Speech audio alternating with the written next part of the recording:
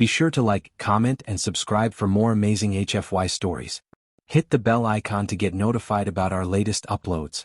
The experiment begins. The silver-white walls of the Keurig facility pulsed softly, casting an ambient glow over the room where Dr. Nix Toll hovered. A tall figure with a segmented body and iridescent exoskeleton, Nix Toll adjusted their sensory appendages, ensuring the experiment would begin seamlessly. The research chamber before them buzzed with energy, housing the latest test subjects. 2 human couples oblivious to the implications of their presence. Proceed with observation cycle 1, Nix Toll ordered, their voice a blend of clicks and resonant hums.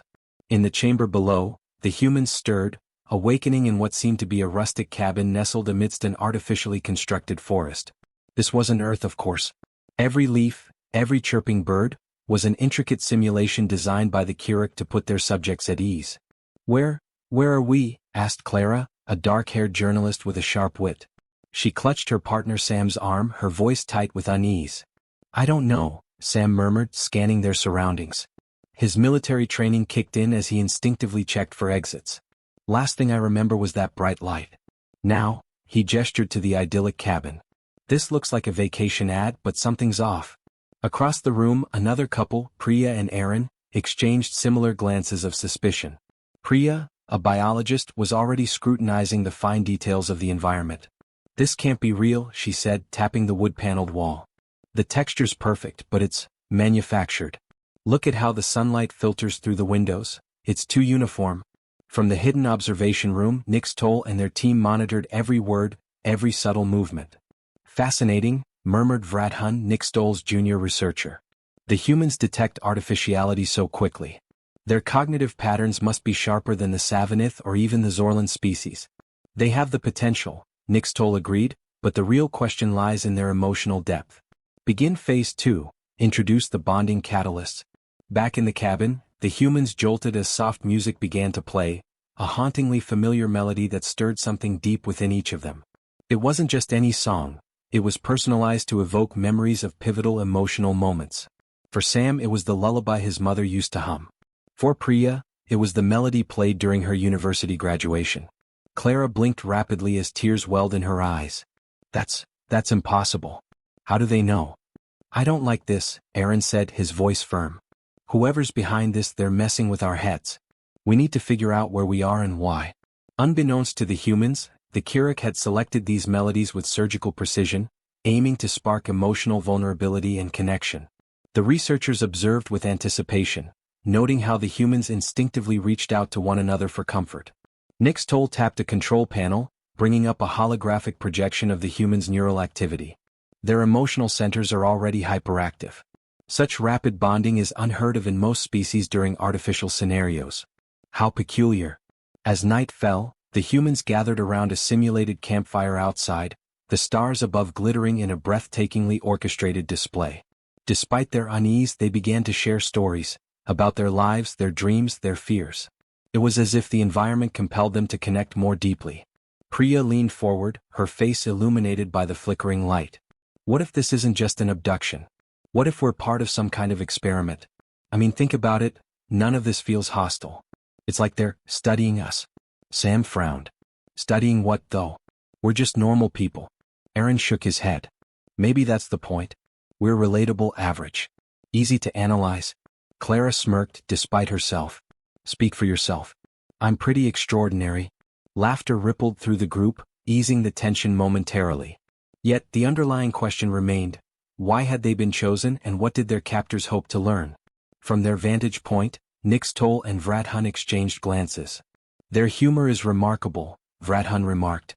"Even in uncertain circumstances they exhibit levity.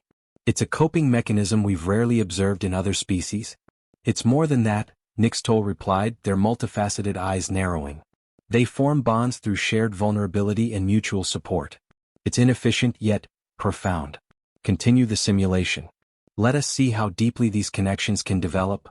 As the night deepened, the humans fell into uneasy sleep, their minds plagued by dreams subtly influenced by the Keurig's psychological probes. Meanwhile, Nix Toll prepared for the next phase, one that would test not only the human's emotional resilience but also the limits of the Keurig's understanding of love, intimacy, and connection. Catalyst for connection. Morning came with the soft golden glow of simulated sunlight streaming through the cabin's windows. Despite its idyllic appearance, none of the humans had slept well. Dreams, fragmented and strange, lingered at the edge of their consciousness, pulling at emotions they couldn't fully place. Priya stirred first, her analytical mind already churning. She glanced at the others who were slowly waking. Did anyone else have weird dreams last night? Sam rubbed his temples. Weird doesn't cover it. I saw my dad. He's been gone for years, but it felt so real. Clara nodded, her expression haunted. I dreamed of the day I almost lost my brother in that car accident. It was like living it all over again. Aaron, usually the stoic one, said nothing. His tightened jaw spoke volumes, but he wasn't ready to share. From their hidden observation room, Nixtol and Vradhan watched intently. The dream probes were successful, Vradhan reported, scanning the data streams. The subjects experienced heightened emotional recall. Their biochemical responses indicate strong connections to these memories. Observe their interactions, Nixtol instructed. The probes were designed to intensify their dependence on one another. This is where the experiment becomes interesting. Below, the humans gathered in the small kitchen, brewing coffee from a stockpile of supplies that had mysteriously replenished itself overnight. This isn't random, Priya said, pacing. Our dreams, they were too specific, too targeted. Whoever put us here is deliberately pushing our buttons. Sam leaned against the counter, his arms crossed. Maybe, but why? What do they want? Connection, Clara said suddenly, her voice quiet but certain. The others turned to her. Think about it. We're all sharing. Talking. Bonding even. Maybe that's the point. Maybe they're studying how we connect. Aaron finally spoke, his voice low. If that's true, then what happens when they're done studying us? The question hung in the air, chilling them. ######. The test deepens. Later that day, the Kirik initiated Phase 3, environmental stress. The humans were subjected to a simulated storm that battered the cabin. Rain lashed against the windows and thunder shook the walls. The power flickered, plunging them into darkness. This is deliberate, Priya muttered, lighting a candle. Another test. Aaron's voice cut through the tension. We stick together. That's what they want to see, right? How we handle this as a group? The storm forced them into close quarters, their conversations growing more personal. Sam shared stories of his time in the military, of comrades lost in battle and the bonds that had carried him through. Clara opened up about her struggles with anxiety and how her brother had been her anchor. You're brave, Sam said to Clara, his tone genuine. Sharing that, it's not easy. Clara smiled faintly. Bravery isn't the absence of fear. It's doing things despite it. Meanwhile, Priya and Aaron worked together to repair a leaking section of the roof. The teamwork was natural, their movements synchronized, as if their bond had deepened without them realizing. From their observation room, the Kirik researchers were captivated. They're remarkably adaptive, Vradhan said. Other species in similar conditions would devolve into conflict or isolation. These humans, however, grow closer under stress. Nixtol's voice was tinged with awe. It is not merely survival. They derive strength from one another. This emotional symbiosis is unparalleled. ###### Unintended consequences. As the storm abated, the humans noticed subtle changes in their environment. The forest seemed lusher, the air warmer, as if the simulation itself was responding to their emotional state. They felt a sense of accomplishment as though they had passed a test, but they still didn't know what awaited them. That evening, Priya sat beside Aaron by the fire. You've been quiet today, she said, her tone gentle but probing. Aaron hesitated before finally speaking. In my dream, I saw my father. He was dying and I couldn't save him. It's been years, but it felt fresh, like it just happened. Priya placed a hand on his. I know that kind of pain doesn't go away. But you're not alone in it. We're all here. Aaron met her gaze, his expression softening. Thanks, Priya. The moment wasn't lost on the others, who were beginning to realize that their bonds weren't just being observed. They were being shaped. What if they're not just studying us? Sam said suddenly, breaking the contemplative silence. What if they're learning from us? Clara frowned. Learning what? How to connect, Sam replied. How to feel. Maybe whoever's behind this doesn't know how, and they think we can teach them. The theory was unsettling but plausible. ###### The alien perspective. Nixtol listened to the human speculation with a mix of amusement and unease. They're perceptive, they said. Their capacity for empathy extends even to their captors, despite their lack of understanding. Do you think they suspect the purpose of the experiment? Vradhan asked. It does not matter, Nixtol replied. They are demonstrating precisely what we sought to understand, the depth of connection that transcends logic and biology. Yet, I wonder if we will ever fully grasp it ourselves. For the Kirik, the experiment was already yielding groundbreaking results. The humans' ability to form profound emotional bonds was unlike anything they had encountered in other species. But it also raised questions about the Kirik's own limitations. The tipping point. As the night deepened, the humans gathered under the stars. For the first time, they noticed constellations that seemed oddly familiar yet distinctly alien. It was as if the sky itself was a bridge between their world and another. Priya leaned back, gazing upward. Do you ever think about how small we are? How much bigger everything else is? Clara chuckled. All the time. But maybe that's why we need each other. To make the universe feel less overwhelming. Aaron nodded. We might be small, but that doesn't mean we don't matter. The Kirik researchers watched this exchange with a sense of wonder and envy. They had never experienced anything like the humans' shared vulnerability and hope. Nixtol turned to Vradhan. Begin preparations for the final phase. We must know how far their connections can go, and whether we can replicate them. Pushing the boundaries. The morning began with an eerie quiet that unsettled the humans.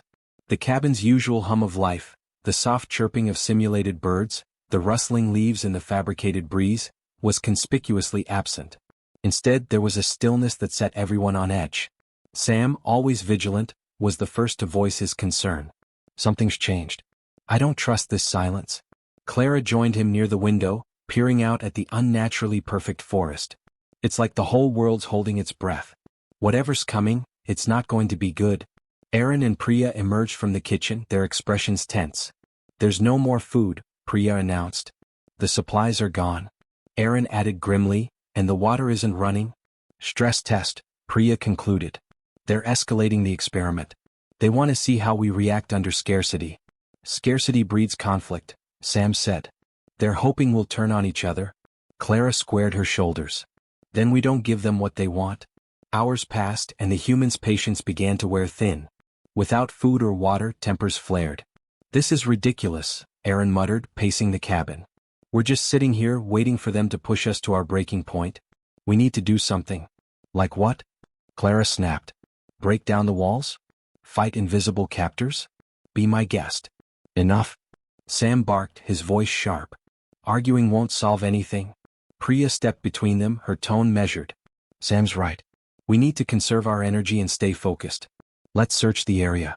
Maybe they've left something for us to find. From the hidden control room, Nixtol and Vradhan monitored the humans' every move. Their cohesion is impressive, Vradhan noted. Even under duress, they resist the natural tendency toward self-preservation. But it is not unshakable, Nixtol countered. They are beginning to fracture. Watch the taller male Aaron. His frustration is mounting. If left unchecked, he could destabilize the group. Vradhan hesitated. Should we intervene? No, Nixtol replied. Let the experiment run its course. We must understand the limits of their emotional bonds. Unbeknownst to the Kirik, the humans were growing increasingly aware of their manipulation. Priya, ever the scientist, began piecing together the subtle patterns in their environment, the deliberate scarcity, the eerily timed changes in atmosphere. This isn't just a test of survival, she said quietly to Sam as they searched the forest together. They're testing something deeper. Trust maybe. Or loyalty.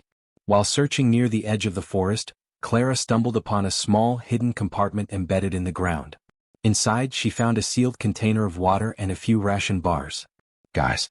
Over here, she called. The group gathered, relief washing over them as they shared the supplies. But the discovery raised questions. Why leave this here? Aaron asked, frowning. If they wanted us to fight, wouldn't they have hidden it better?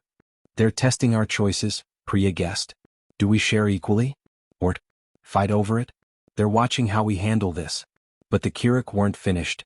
That night, the humans were subjected to a new trial. Isolation. Each person was separated from the group and placed in a separate room, the walls shimmering with a strange, iridescent light. Where are they? Clara whispered, her voice trembling. She pressed her hands against the wall as if she could will it to disappear. In his room, Sam banged on the walls, shouting for the others. Aaron and Priya, more subdued, sat silently, each lost in their thoughts. The isolation wasn't physical, it was psychological. Each room was designed to prey on the occupants' deepest fears and insecurities. For Clara, it was the suffocating silence of being alone. For Sam, it was the helplessness of being unable to protect those he cared about. For Priya, it was the fear of failure, of not being able to solve the problem and save the group. And for Aaron, it was the weight of guilt for past mistakes. From the observation room, Nixtol and Vrathan watched in silence. The humans' vital signs showed elevated stress, but something unexpected began to happen. Despite the isolation, the humans began to resist. Sam, for instance, focused on the memory of Clara's laughter, using it to anchor himself. Priya visualized the group working together, reminding herself that they were stronger as a unit. Clara, though frightened, whispered to herself, repeating the names of her companions like a mantra.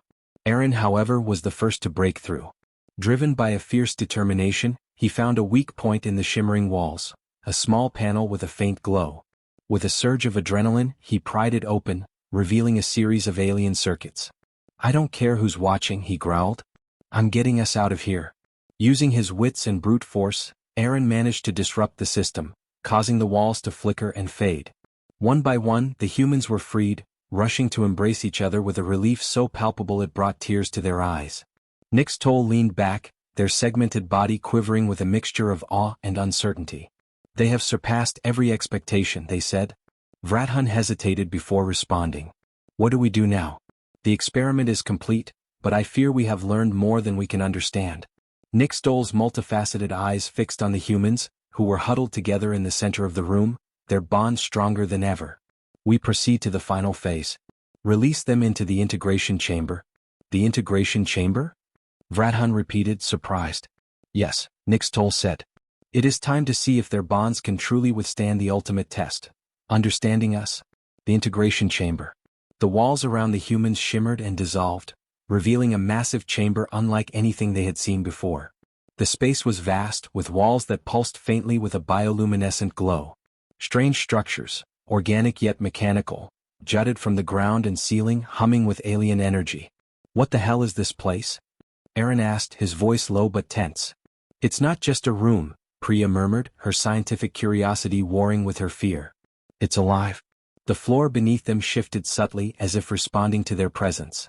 In the center of the chamber stood a crystalline obelisk, its surface refracting light in colors that defied description. The humans instinctively moved closer together, their shared unease binding them tighter.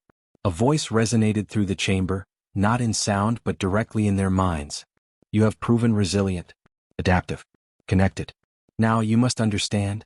The humans exchanged wary glances. Clara, clutching Sam's arm, whispered, "What do they mean by understand?" The energy wave didn't harm them. Instead, it altered their perception. In an instant, they were no longer standing in the chamber. They were floating in an endless expanse of stars, each point of light pulsing in rhythm with an unseen force. But this wasn't just a simulation. They could feel the presence of something immense and ancient, a collective consciousness that dwarfed their understanding. This is them," Priya said, her voice trembling. "The ones who brought us here." As if in response, the stars coalesced, forming shapes and patterns that flickered with meaning. Images, memories, and emotions flowed into the humans' minds. The Kirik as a species, once vibrant and curious, now stagnant and hollow. They saw the Kirik's history of conquest and experimentation, their obsession with understanding other species' emotional depth. The humans were jolted back into the chamber, their minds still reeling from the flood of alien knowledge. The obelisk pulsed again, and this time figures emerged from the glowing walls. They were Kirik, tall, insectoid beings with segmented limbs and multifaceted eyes that reflected the humans like tiny prisms. Their movements were precise, almost mechanical, but their presence carried an air of sadness, as though they were shadows of what they had once been. One of the Kirik stepped forward, addressing the humans through telepathic projection. "You understand now. We are the Kirik. We brought you here to study your connections, to learn what we have forgotten. But there is one final test." "What kind of test?" Sam demanded, his protective instincts flaring. Before the humans could react, the chamber shifted again. The floor beneath them split into separate platforms, each one isolating an individual. The others were suddenly out of reach, their voices muffled as if they were shouting through water. "What are you doing?" Aaron roared, pounding on an invisible barrier. The Kirik's voice resonated in their minds. "Connection is your strength but also your vulnerability. To understand, we must see if it endures when you are alone, when there is nothing left but the self. Priya found herself in a sterile lab, surrounded by the lifeless forms of her friends. She ran to them, desperately trying to revive them, but nothing worked. A voice echoed in her mind, "You failed them. Your intellect was not enough." Tears streamed down her face as she fought the overwhelming guilt. But then she remembered Aaron's steady reassurance, Sam's unwavering courage, Clara's warmth. Their voices, faint but clear, cut through the despair. "You're not alone, Priya. Trust us. Trust yourself." Sam was thrust into a war zone, reliving the horrors of his past. The faces of his fallen comrades haunted him, their accusations ringing in his ears. "You should have saved us. You should have been stronger." For a moment he was consumed by self-recrimination. But then Clara's voice reached him, soft and steady. "You're more than your mistakes, Sam. You've saved us all." Clara faced a dark, suffocating void, a manifestation of her fear of being forgotten, of leaving no mark on the world. The void whispered, "You are insignificant. You will be lost to time." But as the darkness closed in, she heard Priya's voice, "You matter to us, Clara. Your light keeps us going." Aaron was forced to confront the faces of those he had hurt in his past. Friends, family, people he had pushed away in moments of anger or pride. The voices accused him, "You are unworthy of their trust. You will fail them too." But then Priya's calm, steady presence cut through the noise. "We see who you are now, Aaron. And we trust you." One by one, the humans broke free from their trials, reappearing on the platforms. Their barriers dissolved, and they rushed to embrace each other, their bonds stronger than ever. The Kirik watched in silence, their multifaceted eyes reflecting the humans' triumph. For a moment the chamber was still. Then the Kirik spoke again, their voice tinged with something new, something almost like emotion. "You have shown us what we had forgotten. Connection endures. It is not weakness but strength. We cannot replicate it, but we can learn from it." The humans stood tall, their fear replaced by resolve. Priya stepped forward, addressing the Kirik directly. "If you want to understand connection, stop experimenting. Start connecting. You've seen what we can do together. Imagine what we could accomplish if you joined us instead of observing from a distance." The humans were returned to the cabin, their minds still buzzing with the experience. But something was different. The oppressive atmosphere was gone, replaced by a sense of possibility. "Do you think they'll actually change?" Clara asked, her voice hopeful. "They have to," Priya replied. "Connection is the only way forward, for them and for us." As the cabin doors opened to reveal a new, vibrant world, the humans knew their journey wasn't over. They had survived the Kirik's trials, but now they faced an even greater challenge, building a bridge between two vastly different species. The bridge between worlds. The door to the cabin slid open, revealing a new landscape.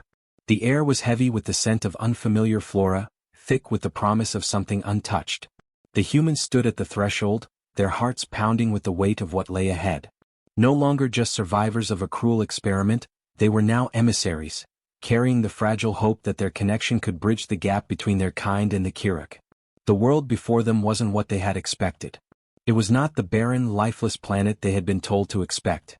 Instead, it was lush with alien vegetation, some of which shimmered as though the leaves themselves were alive. In the distance, the jagged peaks of strange mountains rose up into the sky, casting long shadows across the ground. "This place, it's beautiful," Clara whispered, awe in her voice. "We can't let our guard down," Aaron reminded her, his eyes scanning the horizon. "This world and the Kirik are still a mystery. We don't know what they want exactly." "True," Sam agreed. "But we've come this far. We can't let fear stop us now." As they traveled deeper into the unfamiliar terrain, they encountered the first group of Kirik who had come to greet them. Unlike the cold, calculating observers from before, these Kirik were different. Their movements were slower, more deliberate, and their eyes, though still multifaceted, held something resembling curiosity, an emotion they had long since forgotten how to feel. At the front of the group was Nix Toll, the leader of the Kirik experiment. Their towering form was imposing, but there was a new softness in their presence. The harsh lines of their body language had softened, replaced by a kind of reverence. "You have come," Nix Toll said, their voice more resonant than before. "The trial is over.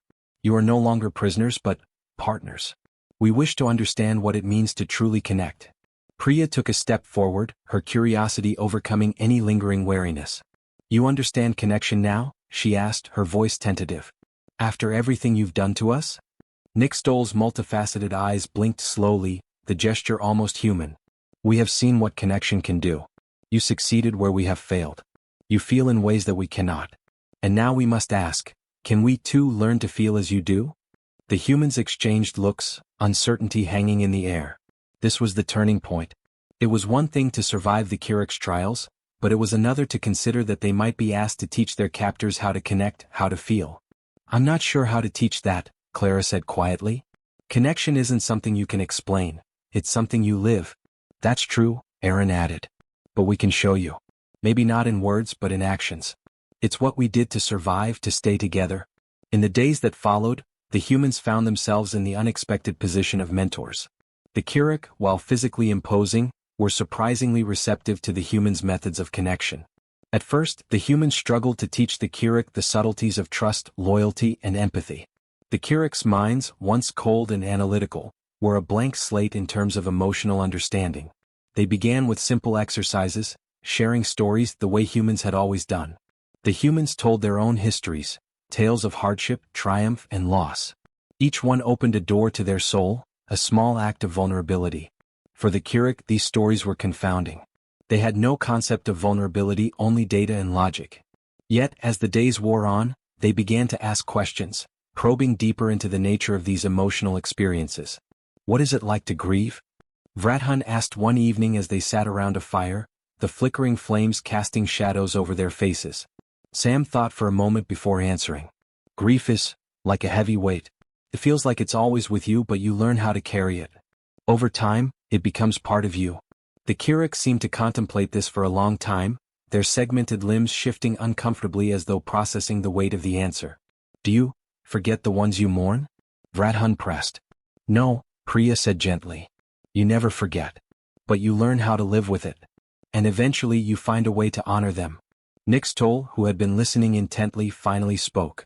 And love? How do you know it is real? The humans exchanged glances. It was a question none of them had truly pondered before. The experience of love had always felt instinctual, a force so deeply embedded in their beings that it couldn't be fully explained. But as they searched for an answer, Sam found words that felt true. You feel it, he said quietly. It's in the way you act, the things you do for the people you care about. It's not about words. It's about presence. Showing up even when it's hard. But despite the progress, the journey was far from easy. The Kirik, though curious and eager, struggled with the concept of vulnerability. The very idea of sharing personal feelings, of exposing weaknesses, was foreign to them. At times, the humans' frustrations grew, and the bond between them and their new allies began to strain. There's only so much we can do, Aaron admitted one evening, his voice rough with exhaustion. They're not like us. They think differently, feel differently. How can we teach them everything we know in such a short time? Priya sighed, her gaze distant. I don't know. But if we give up now, then everything we've done will have been for nothing. Clara added softly, we've faced worse before. We can handle this. We have to. Weeks passed and the humans began to notice small changes.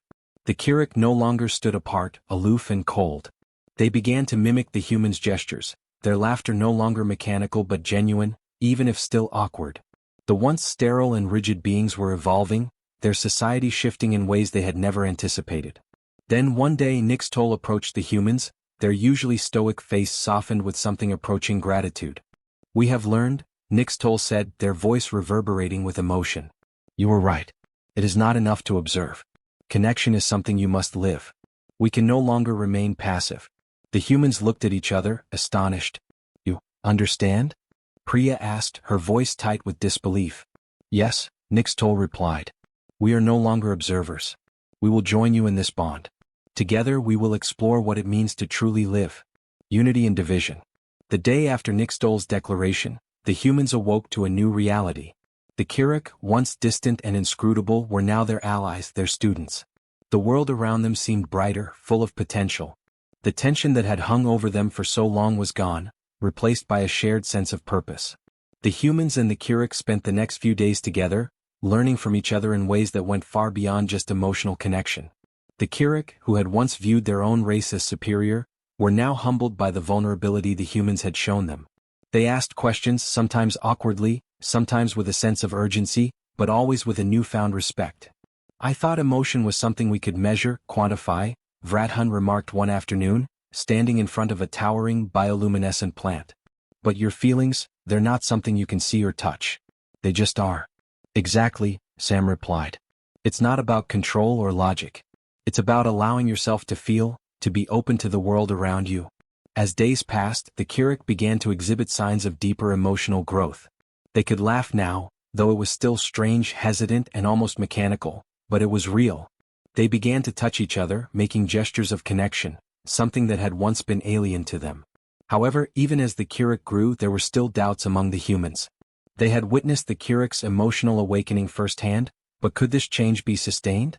Could a species that had been so detached, so methodical, truly adapt to this new way of being? We've made incredible progress, Priya said one night as they sat around a fire, the night air cool and crisp.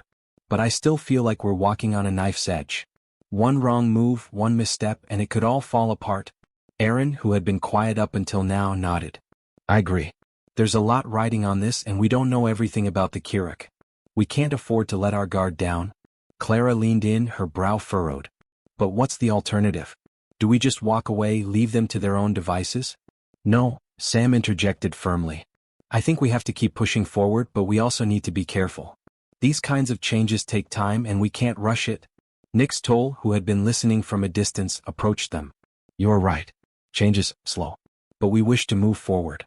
We wish to feel, to live. As the days wore on, the strain of integrating the Keurig into human society began to show in subtle ways. Not all humans shared the same optimism that Priya and Sam had. Some, especially those who had been the most vocal in their opposition to the Keurig before, began to question whether this alliance was truly viable. I don't trust them, one of the humans, Captain Ellis, stated bluntly during a private meeting. I know we've been through a lot together, but these Keurig, they're not like us. They've spent centuries learning to suppress everything that makes them human. How can we be sure they won't revert to their old ways? I don't think they will, Clara argued. What we've seen in them, what we've felt, has been real. But I agree with you, Alice. We can't just turn a blind eye. We have to keep an eye on them too. Priya shifted uncomfortably. Maybe we should focus on building trust not just with the Keurig but with ourselves. We're all learning here, not just the Keurig. Aaron, who had been quiet, leaned forward. I think the problem is bigger than that. Yes, we're learning how to connect with them. But what happens when they start connecting with us in ways we're not ready for? Emotional ties can be powerful, and they're not always easy to handle. The room fell into a heavy silence. Everyone knew the risks, but no one had answers. As much as they had come to trust Nix Toll and the others, the humans knew that the potential for disaster still loomed. The tension reached its peak during a night of celebration, when the humans and Keurig gathered together for the first time in a joint ceremony. The humans shared songs, music, and stories from their cultures, while the Keurig shared their own rituals, which were, at first glance, cryptic and strange. During the ceremony, a Keurig named Kreltok, who had been more hesitant about the changes, began to speak with increasing intensity. Why are we here? He demanded, his voice cutting through the air like a blade. You think we can learn your feelings? We cannot. We are not like you. We are not meant for connection. We are meant to observe. The humans looked around, startled. They had never seen a Keurig react like this before. Nix Toll moved to calm Kreltok, but the damage was done. You've brought this on yourselves? Kreltok continued, his voice rising. You've polluted us with your emotions. Now we're weak. We can't think straight. I can't even remember what it was like to be whole. As Kreltok stormed off, Nix Toll stepped forward, their voice calm but filled with an unspoken sadness. He speaks the truth in a way. We have changed, but that does not mean we are not still the same. The scars we carry run deep. We have never been a species of unity. We have never learned to be one. Priya took a deep breath, trying to steady her nerves. Maybe we've tried to change too much, too quickly. But I don't think that means we should give up. We can't stop now. We've come so far. Then what do? Clara asked softly, her eyes full of uncertainty. We show them, Sam said firmly. We keep showing them what connection really means. Even if it's hard. Even if we don't have all the answers. Aaron looked at his team, his friends, and nodded. We can't stop now. If anything, Kreltok's reaction shows us how important this is. We've got to keep going even if we're not sure what's on the other side. And so, as the night settled over them, the humans and the Keurig faced an uncertain future. The road ahead was fraught with challenges that would test not only their ability to connect but their resolve to bridge a divide centuries in the making. The dawn of unity. The days following the tension of Kreltok's outburst were filled with uncertainty. The humans and the Kirik, now irrevocably entwined in their shared mission, found themselves at a crossroads.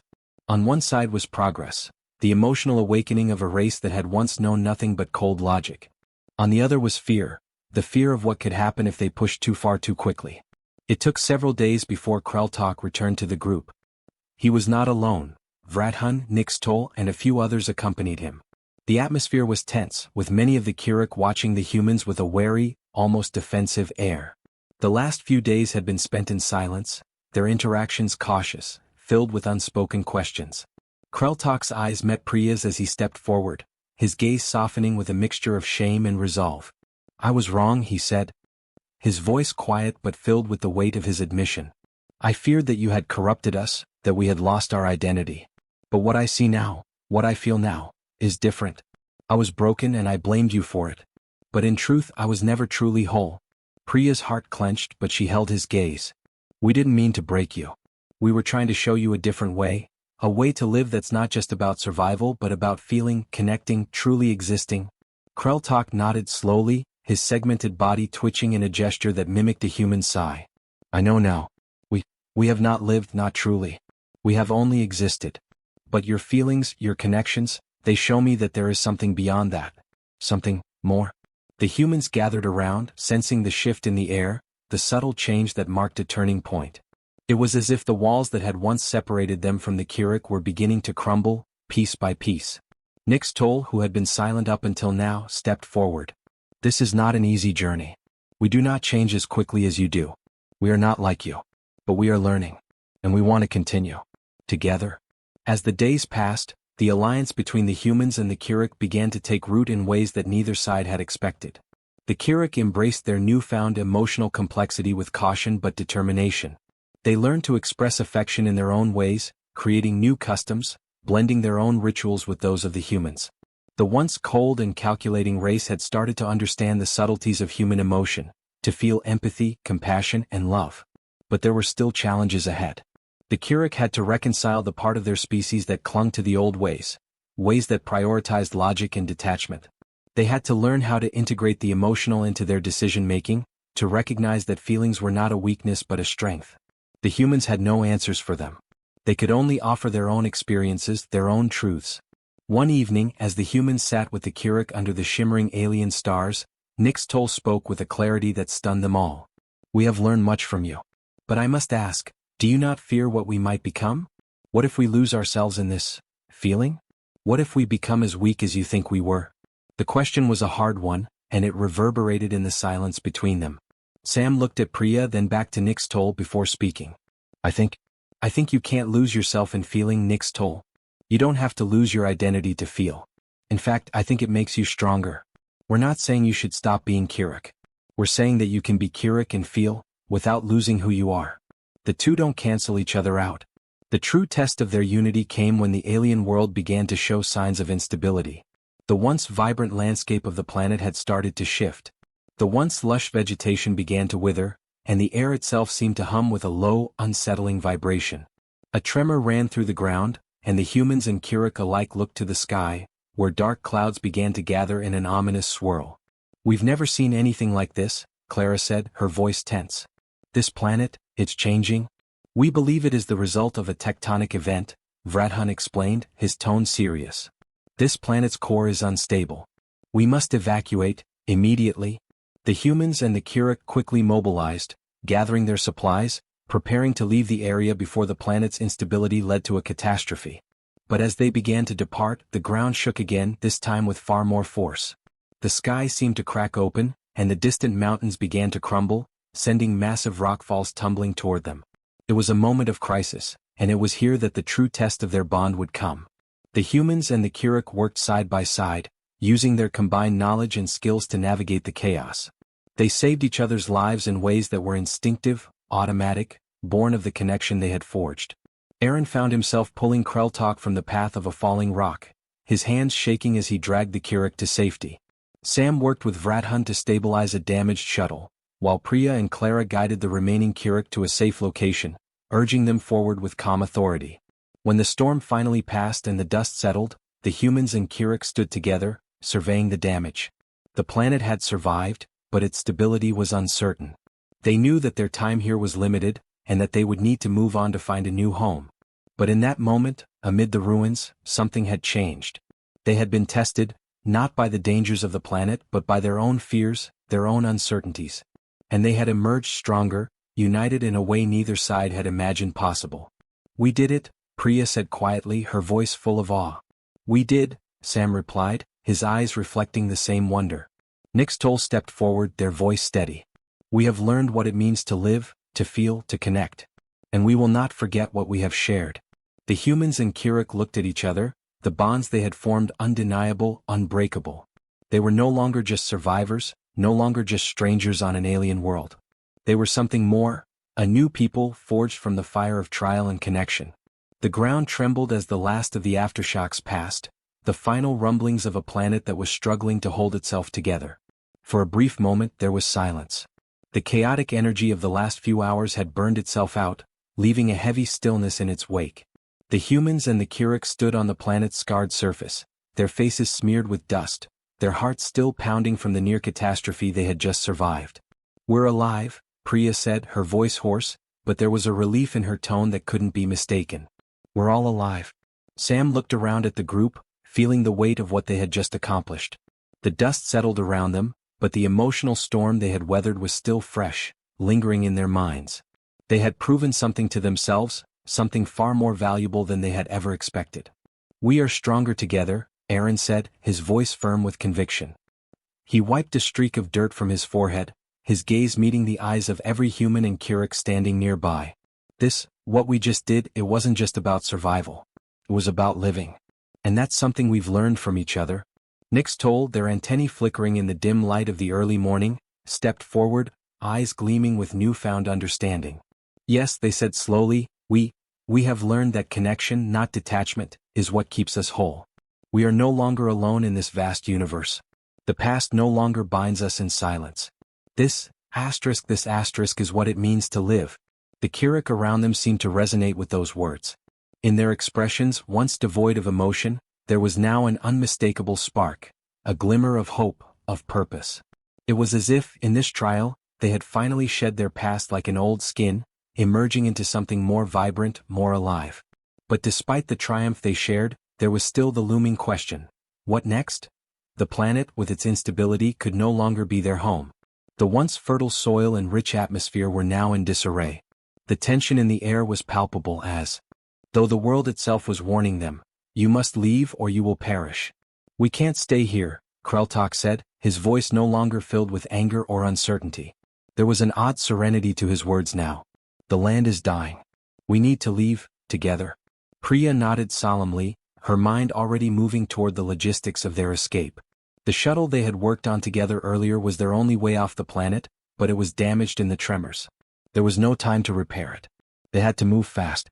It was during the hours spent gathering supplies and preparing to leave that the humans realized something important. The Kirik were not just following orders anymore. They were not simply adapting to the humans' way of life. They had come to understand it in a profound, personal way. Vrathun, once the most stoic of the Kirik, walked alongside Sam, her steps slower than usual, her antennae twitching thoughtfully.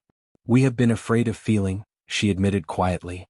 "Afraid of what it might make us, what we might become. But now, I see that it is not weakness to feel. It is strength. It is life."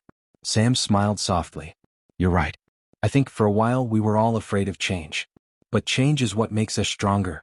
Their conversation was interrupted by the sudden appearance of Kreltok, who had taken it upon himself to gather the younger Kirik. His voice was full of the same resolve that had driven him to challenge the humans before. "We must hurry. The storms grow worse. But we also have to trust each other. There is no more room for doubt." His eyes met Sam's. "No more room for hesitation." Sam nodded in agreement.